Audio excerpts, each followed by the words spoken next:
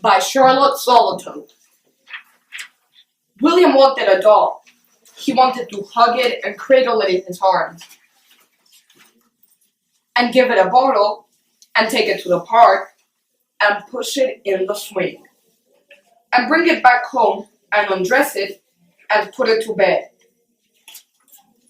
and pull down the shades, and kiss it goodnight, and watch its eyes close. And then, William wanted to wake it up in the morning, when the sun came in,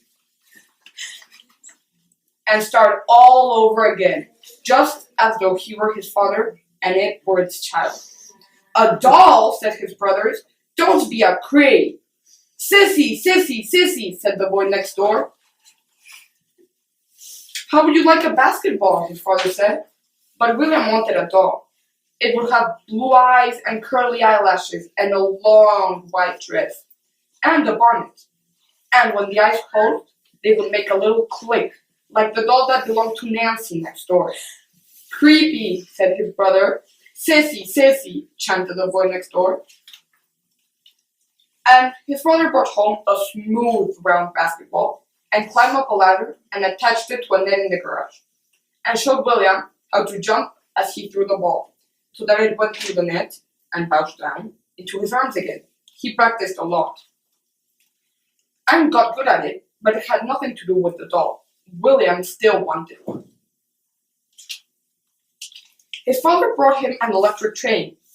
They set it up on the floor and made an egg out of the tracks, and brought in twigs from outside and set them in clay so they looked like trees. The tiny train threaded around and around the tracks with a clacking sound. William made cardboard stations and tunnels and bridges and played with the train a lot.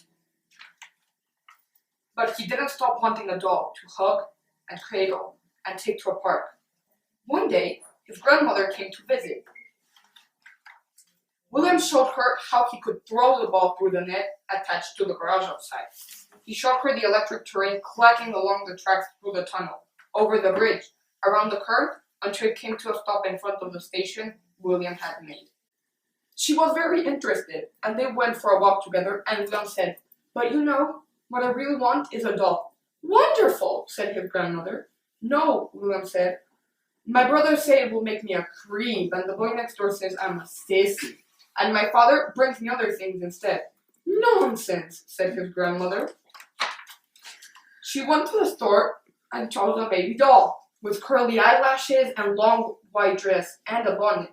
The doll had blue eyes, and when they closed, they made a clicking sound, and William loved it right away. But his father was upset. "He's a boy," he said to William's grandmother. "He has a basketball and an electric train and a workbench to build things with. Why does he need a doll?" William's grandmother smiled.